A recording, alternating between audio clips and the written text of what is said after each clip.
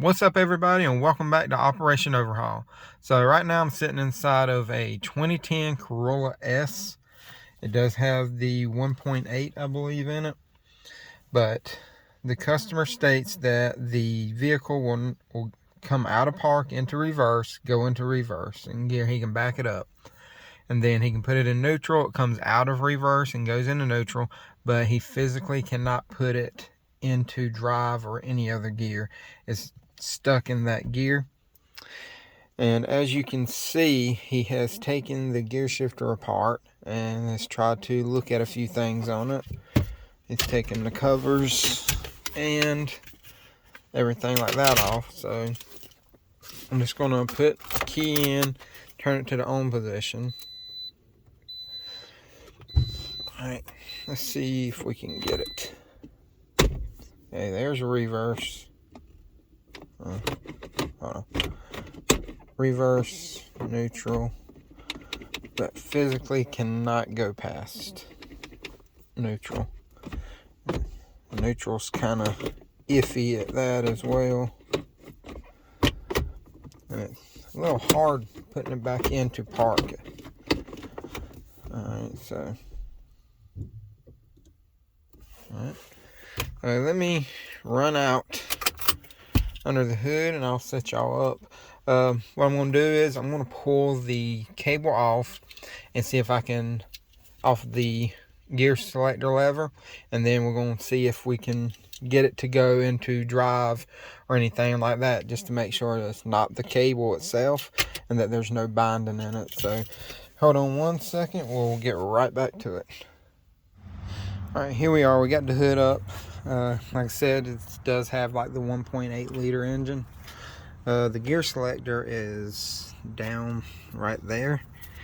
It looks like about a 12 millimeter nut that holds it on. I'm going to take that off, move the cable out of the way, and then I'm going to see if I can manually move it with just the lever, and we'll see how that goes. So let me go grab some sockets and a wrench and stuff, and we'll take that off real quick. Alright, so it was a 12 millimeter. We got the cable out right here. As you can see, first thing we'll do, we're going to go inside. I did have to move it into reverse to get it to go out, but we're going to see if the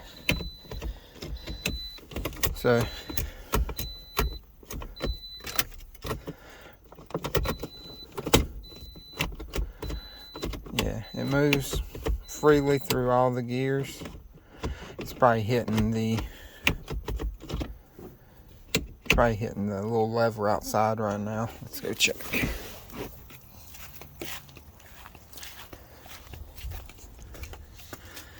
Yeah, that's all it is, just hitting the lever right there.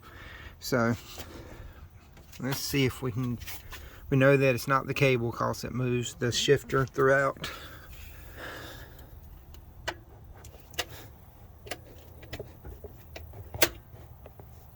Yeah, it's something inside the transmission because I cannot move it any further than it is right there. So what we're going to do, we're going to get this up and we're going to get underneath there and take the pan off, and we're going to check to see what could be the issue on this. Like I said, I'm guessing maybe like a bent rod or a valve or something, or maybe even a lever the rod that the lever is attached to could even be bent or something like that. But we'll find out here in just a few minutes. I'm going to get this up off the ground a little bit so I can climb underneath there. And it looks like there's possibly a cover that covers that. So if you would, just stay tuned and I'll be right back. Alright, so this right here is the cover that was underneath there. I just took it off because it was going to be kind of hard to show you with me in the way on how to take that off. But so on the side you have two 10 millimeter bolts, the one on the left and in the middle. Then there's a push clip here, push pin here, here, and right there, and then it just comes right off. And then you got access to the drain pan itself. But I'm going to set you up now so you can see everything I'm doing because I'm going to drain the fluid and then we're going to pull the pan off. Okay, I got a drain pan underneath here right there. There is a drain plug on this one. And I do believe it is a 10mm Allen. Yes.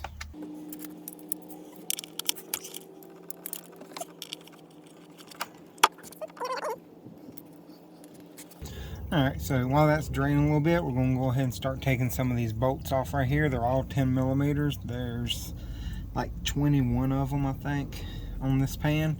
So I'm just going to use my electric ratchet and just zip them all off real quick.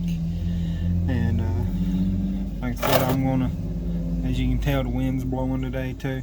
But I'm going to take these off. I'm not going to show you every one of the bolts coming off. I mean, if you take one of them off, you know how to take the rest of them off. So like I said, I'm just going to show you probably like the first two and then show you the last two as I'm taking it down.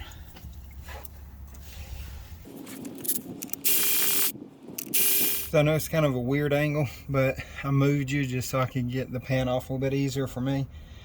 I got 2 bolts left. They're right in the middle, one on the front, one on the back. I'm going to take the back one out, and then we'll slowly take the front one out so I can tip the back down and let any residual fluid out of it.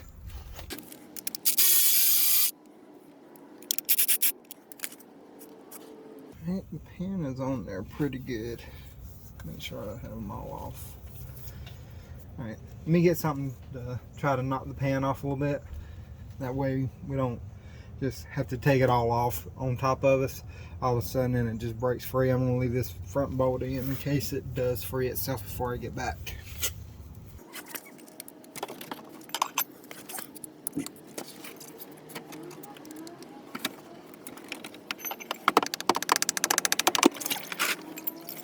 There she went. Probably get that out. My fingers, yeah.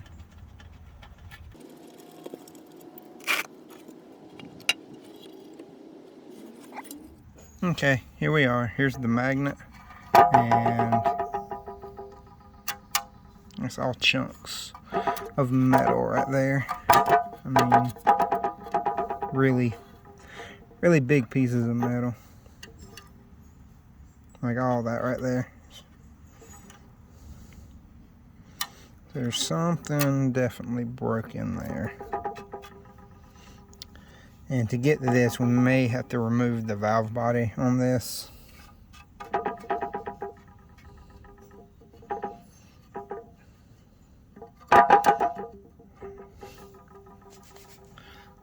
He's willing to replace the transmission if it comes to that. But we'll go with that. We'll check on that once we find out what the initial problem was. But yeah, I'll focus and see all that metal in there. Well, I guess we just need to take a look at the valve body now and see what's up with that. But chunks in a pan is not good when it comes to anything on a car, so we'll just have to see what it is. So I'm gonna move back underneath there and get to having a little bit closer inspection. Alright, so we're going to pull the valve body off of this, and after you remove the strainer, the wiring on that, and remove the detent spring on it for the shifter lever, what you need to do is remove the bolts that hold the valve body to the transmission. And this right here is a picture from ProDemand that shows you which bolts to take off. Like I said, there should be, let me count them, 1, 2, 3, 4, 5, 6, 7, 8, 9, 10, 11, 12, 13 of them. So there should be 13 bolts that you take off and it lowers the valve body down. But like I said, we need to remove all the wiring on this, the strainer, which has I think 3 bolts on it, and then 1 for the detent spring. But it's kind of hard for me to show you that with it on the car, so what I'm going to do is remove it and then show you what it looks like after it's out. So I'll be back in just a second and show you what everything looks like. Alright, so this is the valve body right here. When you take it out, this right here will be in this location, and this right here should be up in here somewhere, like that. At least that's how it was when I pulled it out. I have to look at the service data just to make sure. But here is the problem. As you can see, this is your gear selector shaft or pin, and it will not go anywhere. Like, I'm surprised it even went into reverse and park. Like I said, it barely even moves, maybe a 1/4 inch. But so what I'm going to do is I'm going to zip this portion off so we can see into this bottom part to see if there's anything broken. I did, when I flipped it over, this right here fell out. I don't know if I can see that. Yep. That right there, it fell out, so more pieces come out. This does have seals that sit up on there like that on the, and the smaller one goes on that one closest to this side, and the thicker one goes right there. And that's exactly how everything come out. Like I said, this was just sitting in there whenever I took it out too, and I don't know if that's how it goes, as I've never torn apart one of these before, so this is kind of a new experience for both of us. But I'm going to zip these 10 millimeters off right here, and we're going to pull this off.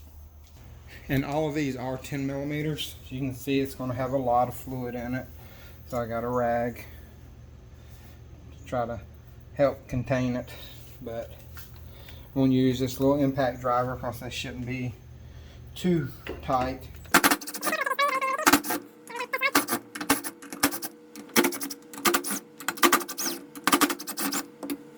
I like setting these in the order in which they came out, so I know, because they could be different lengths. I'm pretty sure there's some on the back side as well. I'm going to take that out. I'm going to flip her over. I'm pretty sure all of these help hold it on as well.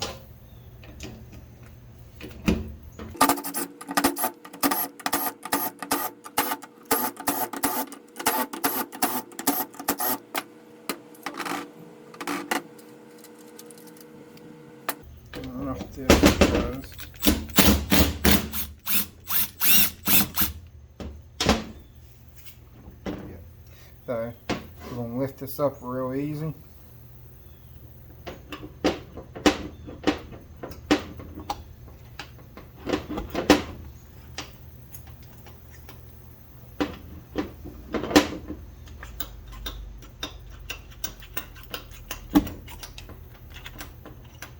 Make sure they're all loose.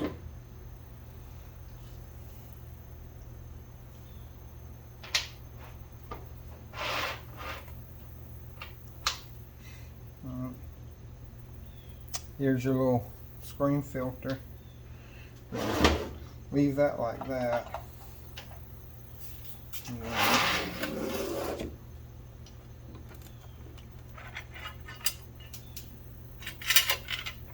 I'm going to check balls to go out.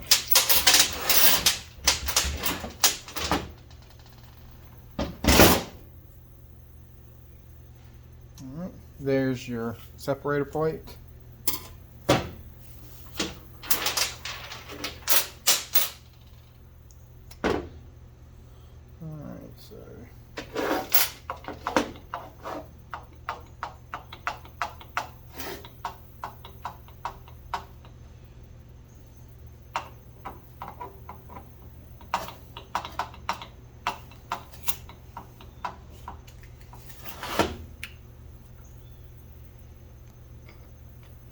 This is one of your solenoids.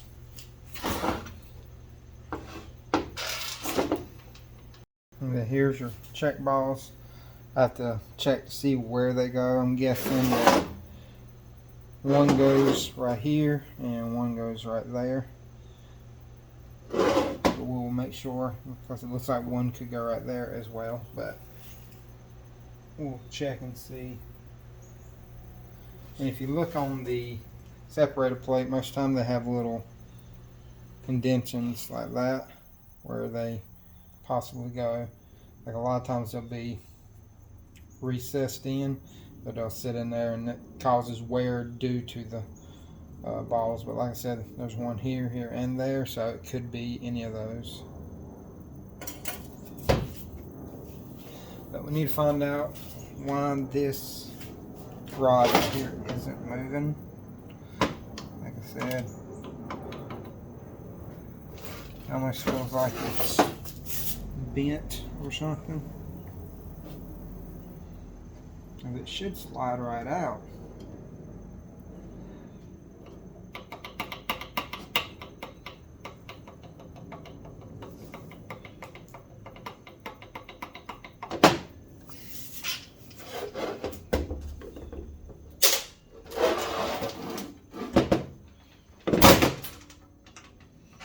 Here's another solenoid. Let's go ahead and pull all these out. Sorry about that, I had to put a pan down because it is leaking.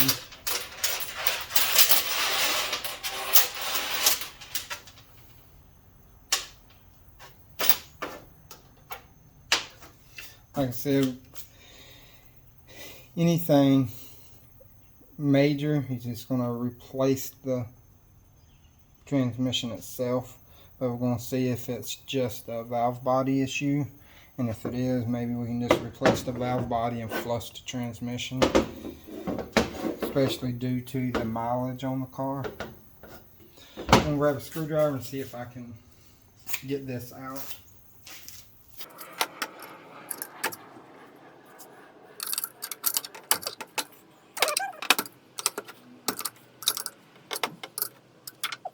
Alright, we'll have to movie for a minute so I can actually put this in the vise and see if I can get it to come out. So we just got it clamped in the vise real easy. I'm gonna see if I can just walk this out.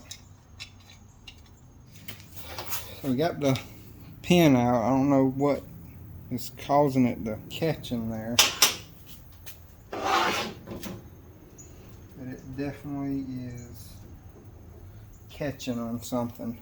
So I'm going to grab a screwdriver and I'm going to grab a flashlight, not a screwdriver. I'm going to grab a flashlight and look down in here and see what is going on inside.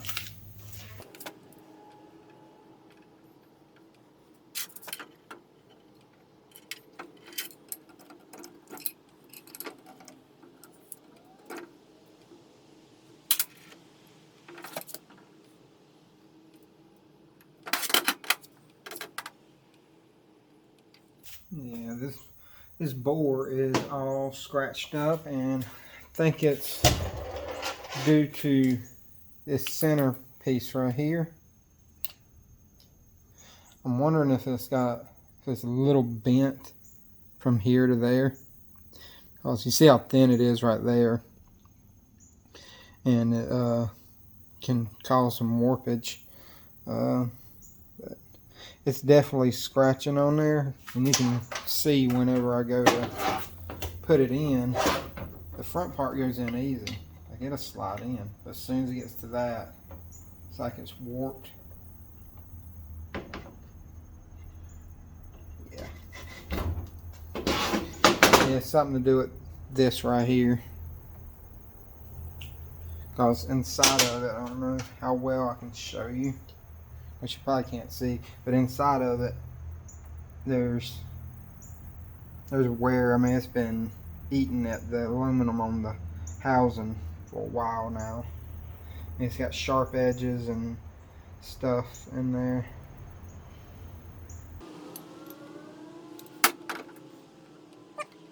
There's shavings in there a little bit, but it does have really sharp edges and scratch marks all over the bore on the inside. There's something up with this. I'm almost guessing that it got bent a little bit, and it caused it to kick sideways or something inside and caused it to rub wrong. So, but pretty much it needs a transmit. If he wants to do the valve body, we can try it. If he wants to do that, I mean, I can swap the transmission out too. That's really up to him. But like I said, with as many miles that's on it, He said he don't want to put a whole lot of money into it, but we're going to give him the diagnosis, let him know what it is, give him his options, and we can go and see about another valve body. And also, like I said, I'm going to check service data on this on ProDemand to see where these check balls go. Like I said, I'm pretty sure that it goes there. And where's that other spot at? And here. No, I don't think it goes there, because that's way too big. Actually, I bet it goes there. Yep. So if we do this,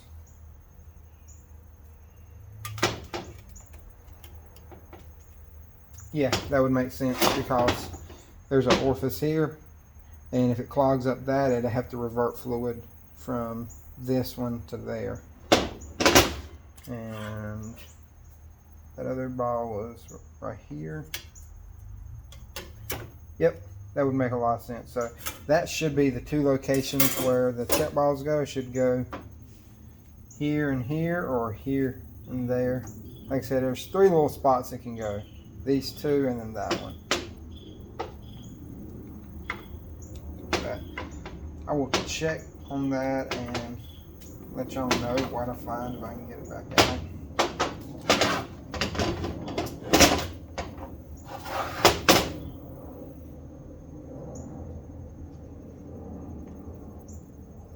But yeah, I'll let y'all know what I find on the check balls and everything. But like I said, valve body's pretty much gone at this point. And it does, like I said, it has a little bit of material wear on it. I'll give him options, see what he wants to do, and whenever he lets me know, I'll let everybody else know. So if we do a video on putting the valve body back in, I'll show you how to do that, to show you what the torque and everything is to it. But until next time, y'all have a great day. Thanks for watching, and I'll see you next time. Just hit that like, subscribe, and notification bell if you would, please. And y'all have a great day.